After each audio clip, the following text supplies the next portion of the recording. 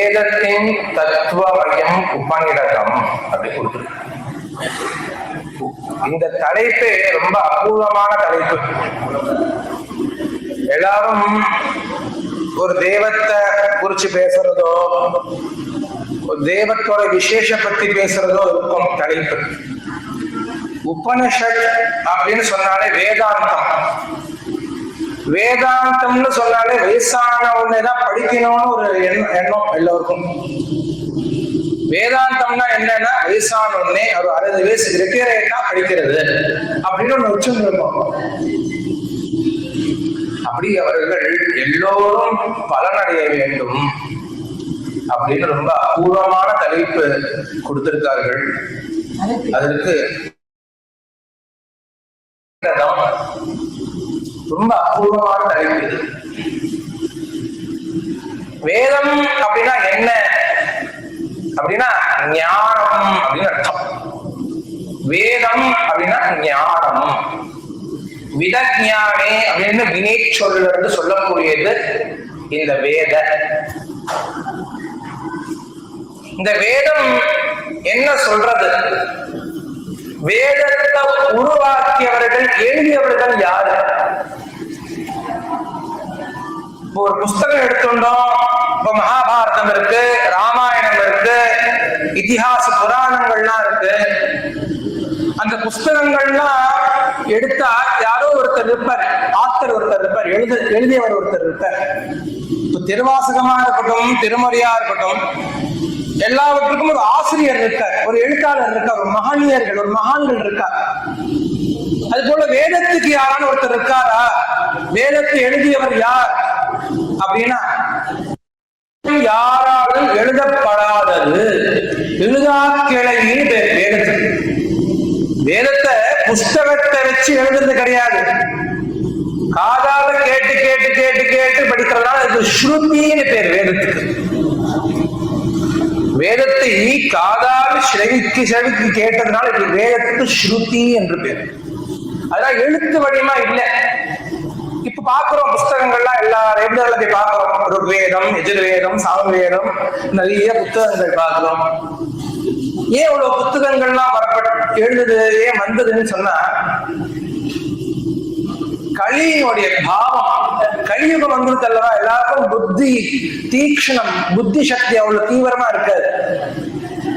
ஒரு விஷயத்த சொன்னா உடனே கற்பூரம் மாதிரி புடிச்சுக்கிற சக்தி இல்லையே கலியுகத்துல.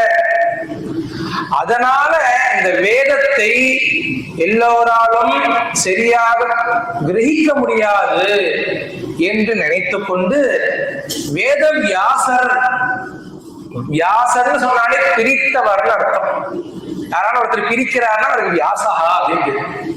அப்படி வேதத்தை பிரித்ததனால் அவருக்கு வேத வியாசர் என்று பெயர். காரண பெயர், காரிய பேர் காரண பேர் சொல்வார் அல்லவா, அது காரண பேர். வேதத்தை பிரித்ததனால் அவருக்கு வேத வியாசா அப்படிங்கிறது. இப்படி இந்த அப்பௌருஷேயமான வேதங்கள் எது என்ன விஷயங்களை சொல்றது அப்படின்னா, பரமேஸ்வரனானவன் ரொம்ப உயர்ந்தவன், சத்தியஸ்வரூபமானவன் அப்படின்னு சொல்றது. பரமேஸ்வரன் ரொம்ப சத்தியசீலனானவன் அப்படின்னு சொல்றது. அதனாலதான் வேதம் என்ன சொல்றதுன்னு கேட்கும்போது வேத இதி வேதா, சத்தியத்தை உண்மை அவர்களிடம் வரும்பொழுது உள்ள அந்த அறைக்குள்ள போறோம். முதல்ல அவ அங்க உட்கார்ந்து இருப்பா. அவளை பார்க்கறதுக்கு அடியே ஓரமா இருந்துட்டு இருப்பேன். அவ அப்படி பார்த்துட்டு புன்சிரிப்பட அவள் வான்னு தலை ஆட்டுவார். அப்பதான் கிட்ட போறோம். நம்ம கிட்ட போயிட்டு அவர்கிட்ட என்ன விஞ்ஞாபனமோ, என்ன தெரிவிக்கணுமோ, என்ன விஷயங்கள் இருக்கோ அதை தெரிவிச்சுட்டு ஆசீர்வாதம் வாங்கிட்டு வரோம். அதனாலதான் இங்க இந்த இடத்துல உட்கார்ந்து இருக்கேன் அடியேன். அது போல வேதத்துக்கிட்ட நம்ம கிட்ட போகணும். வேதம் என்ன சொல்றது அப்படின்னு. இந்த வேதமானது தமிழ் வேதம், சமஸ்கிருத வேதம்னு சொல்றது. சமஸ்கிருத வேதமானது பரமேஸ்வரனை ரொம்ப உயர்ந்தவன், பரமேஸ்வரன் ரொம்ப உயர்ந்தவன். புருஷ சூக்தத்துல பார்த்தீங்கன்னா ஏதாவானஸ்ய மஹிமா அதோத்யாயாகஸ்ய பூருஷः. ரொம்ப சமஸ்கிருத வார்த்தைகள்லாம் சொல்றவங்க புரியாம இருக்கலாம்.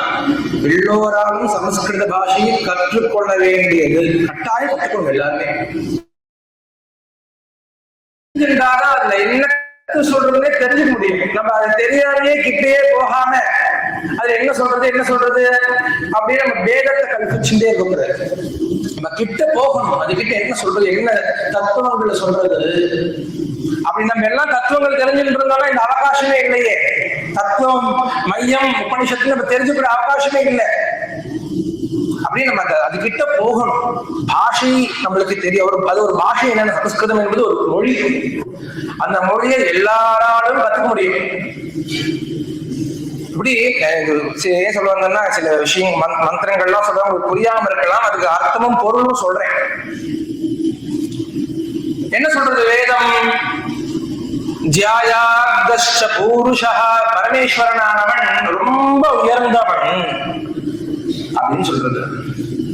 தமிழ் வேதங்களோ திராவிட வேதம் என்ன சொல்றது? நம்மளுடைய நம்மாழ்வார் திருவாய்மொழியில என்ன சொல்ற? பத்துடை அடியவருக்கு எளியவன்.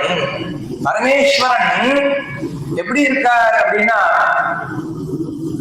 ரொம்ப எளியவரா இருக்காரா, ரொம்ப சௌலபியமா இருக்காரா, ரொம்ப அவருக்கு நெருங்க முடியும். இதே கருத்தை தான் திருவாசகத்தில் மணிவாசகரும் சொல்றார். எல்லா ஞானிகளும் ஒரே விஷயத்தான் சொல்லுவார். சொல்ற விஷயங்கள் உவமைகள் வேறமாக இருக்கலாமே தவிர சொல்ற தத்துவம் ஒண்ணுதான். அப்படி மணிவாசகர் என்ன சொல்ற? அடியவருக்கு எளியவன். நம்ம பரமேஸ்வரன் கிட்ட வேதம் கிட்ட போனா அந்த விஷயத்தை பிரகாசப்படுத்தும். தேவாரத்துல அப்பர் சுவாமிகள் சொல்றார், சுவாமி அந்த பரமேஸ்வரன் அடியவனுக்கு எளியவன் அந்த பரமேஸ்வரன் சொல்றார். இப்படி வேதங்கள் சமஸ்கிருத வேதமா இருக்கட்டும் திராவிட வேதமா இருக்கட்டும் இரண்டுமே சுவாமியை ரொம்ப உயர்ந்தவன் சொல்றது ஒண்ணு, ரொம்ப எளியவன் சொல்றது. இது ரெண்டுமே தேவை.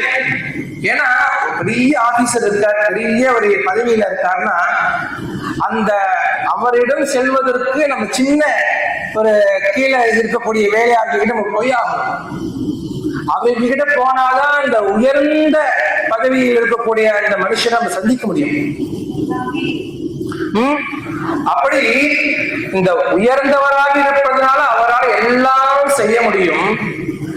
எளிமையா இருக்கிறதுனால அவர்கிட்ட ரொம்ப சௌலபியமா நெருங்க முடியும் அவர்கிட்ட. அப்படி இந்த வேதத்தோடைய தன்மைகள் எப்படி இருக்கு? இப்படி இருக்கக்கூடிய வேதங்கள் மனிதனுக்கு 3 விதமான தேவைகளை சொல்றது.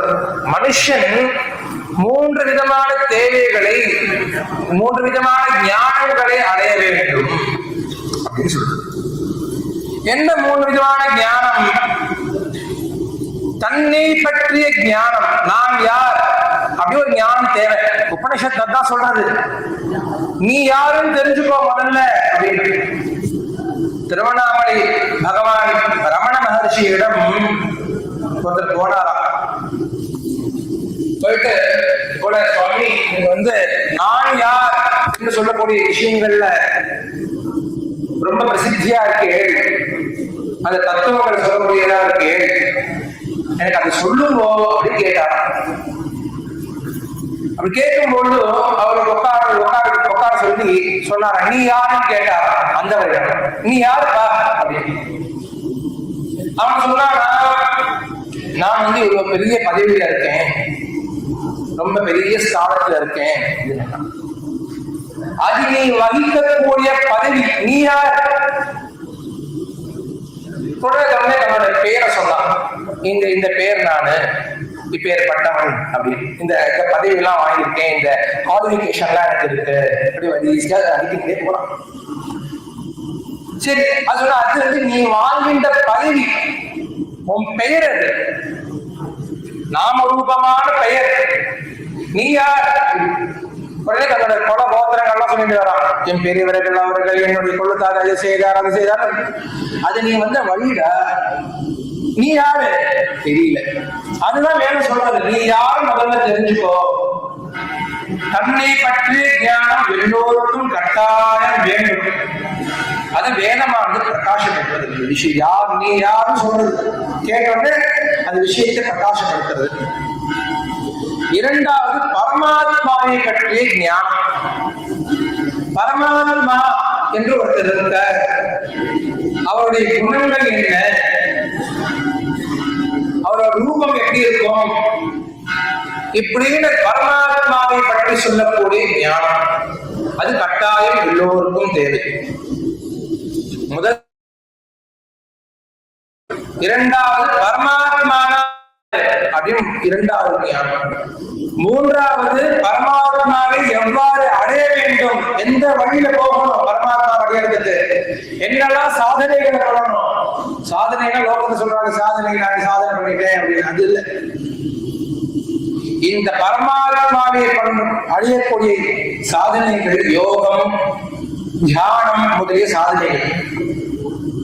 அந்த சாதனைகளே இந்த உபனிஷத்து சொல்றது. பரமாத்மாவை எவ்வாறு அடைய வேண்டும். சரி, இந்த ஞானங்கள் எல்லாம் புலன்களால் அடைய முடியுமா? புலன்களை வச்சுட்டு இந்த ஞானத்தை தியானம் பண்றேன் கண்ணால என்னால அடைய முடியுமா அப்படிங்கிறத அடைய முடியாது. காதால ஞான விஷயங்களை கேட்டு என்னால அடைய முடியுமா? முடியாது. எதனால அடைய முடியும்? ஸ்வ அனுபவ, தன்னுடைய அனுபவத்தினால்தான் ஆத்ம ஞானத்தை அடைய முடியும். அதான் வேதாந்த தத்துவம், அதான் உபனிஷத்தும் சொல்றது. அதான் இதே கருத்தை முண்டகோபனிஷத் என்று ஒரு உபனிஷத்து, 10 உபனிஷத்துக்கள் இருக்க சொல்றேன். எவ்வளவு உபனிஷத்துக்கள் இருக்குன்னு அதே எனக்கு உபனிஷத்தின் தத்துவமயம்னு உபனிஷத்துன்னு பொதுவா கொடுத்துட்டாரு. இந்த உபனிஷத்துன்னு சொல்றதுனால எவ்வளவு விஷயங்கள் உபனிஷத்துக்கள், நூற்றுக்கணக்கான உபனிஷத்துக்கள் இருக்கு. அவ்வளவு உபனிஷத்தின் தத்துவமையன்னு சொல்றது என்னன்னு சொல்றதுக்கே பல மணி நேரங்கள் ஆகும். எவ்வளவு ரொம்ப சுருக்கி இந்த தத்துவத்தை ரொம்ப சுலபமா சொல்லணும்னு அடியை முயற்சிக்கிறேன். இப்படி இந்த கட்டோபனிஷத் என்ன சொல்றது அப்படின்னா, சக்ஷுஷா பஷ்யதி கஷ்டனைனம், இந்த ஆத்மாவை ஞானத்தை கண்ணால் காதால் தெரிந்து கொள்ள முடியாது, தெரிஞ்சுக்க முடியாது. இந்த புலன்களால் புலன்களால் அந்த ஆத்மாவை தெரிந்து கொள்ள முடியாது. அது முயற்சிக்காது, அது நடக்காதுன்னு சொல்றது வேதம். புலன்களால் நீ பண்ணக்கூடிய முயற்சி, ஆத்மாவை அடைய முயற்சி புலன்களால சித்திக்காது, நடக்காதுன்னு சொல்ற. இதேதான் முண்டகோபனிஷத்து சொல்றது. சக்ஷுஷா திருஷ்யதே, கண்ணால பார்க்கறதுனால ஞானத்தை அடைஞ்ச முடியுமா அப்படின்னு கேட்டா, கண்ணால எவ்வளவு தூரம் பார்க்க முடியும்னு ஒரு லிமிட் இருக்குல்ல. கண்ணால எவ்வளவு தூரம் பார்க்கணும் ஒரு லிமிட் இருக்கு. அதெல்லாம் தாண்டி இருக்கிற பரமாத்ம தத்துவம், அது உடனே புரிஞ்சுக்க முடியுமா உன்னால? முடியாதுன்னு சொல்றேன். அதனால புலன்களால இன்பத்தை மாத்திரம் அடைய முடியும். அந்த இன்பமும் சாஸ்வதமான இன்பம் இல்லை. ஒரு சில காலம், ஒரு க்ஷணம் தான் இருக்கும் அந்த இன்பம், தப்புன்னு போயிடும். அப்போ எது சாஸ்வதமான இன்பம் அப்படின்னு சொல்றது. அதனால இந்த புலன்களால எந்த ஒரு ஞானத்தையும் தெரிந்து கொள்ள முடியாது அப்படின்னு சொல்றது. அப்ப எப்படி தெரிஞ்சுக்கிறது இந்த இந்த ஞானத்தை? வேதம், வேதாந்தம், சாஸ்திரங்கள். வேதம், வேதாந்தமும் சாஸ்திரங்களும் தான் பரமேஸ்வரனை எப்படி அடையணும், இந்த கைவல்யம் சொல்றது. கைவல்யம், அந்த கைவல்யத்தை எப்படி தன் வசம் பண்றதுன்னு வேதமும் சாஸ்திரம் தான் சொல்லுவோம். அதை வசம் பண்ணிட்டா நம்மளுக்கு இந்த வெறுப்பு பொறாம ஒண்ணு இருக்க. எப்படி உட்காந்துட்டே இருக்கோம், உட்காந்துட்டே இருந்த மறுத்து போயிடுவோம், காலத்தை மறுத்து போயிடும். அப்ப காலை தொட்டா நம்மளுக்கு ஒண்ணு சொல்றதே இருக்கு. அது போல ஆத்ம ஞானம் வந்தவன், ஆத்ம ஞானத்தை அடைந்தவன், கைவல்யத்தை அடைந்தவன், இந்த அவன் ஏதாவது ஒரு விஷயம் பாதிக்குமான்னு கேட்டா எதுவுமே பாதிக்கிறது. ஏன் இந்த உபநிஷத்துல நம்ம எடுத்துட்டு இருக்கோம்னா, உலகத்துல பலவிதமான கஷ்டங்கள் நம்ம எல்லாத்தையும் நம்மளுக்கு வருதுன்னு நினைச்சுட்டு இருக்கோம். எல்லாமே எனக்கு வரக்கூடிய கஷ்டங்கள், நான் கஷ்டப்படுறேன், என் பையன் கஷ்டப்படுறான், என் மனைவி கஷ்டப்படுறா, என் மனைவி இந்த வியாதிகள்லாம் இருக்கு. இந்த உடம்புகளோட வியாதி, உடம்பு நித்தியமா, அதெல்லாம் விவரிச்சு சொல்லக்கூடியது சாஸ்திரங்களும் வேதாந்தங்களும்.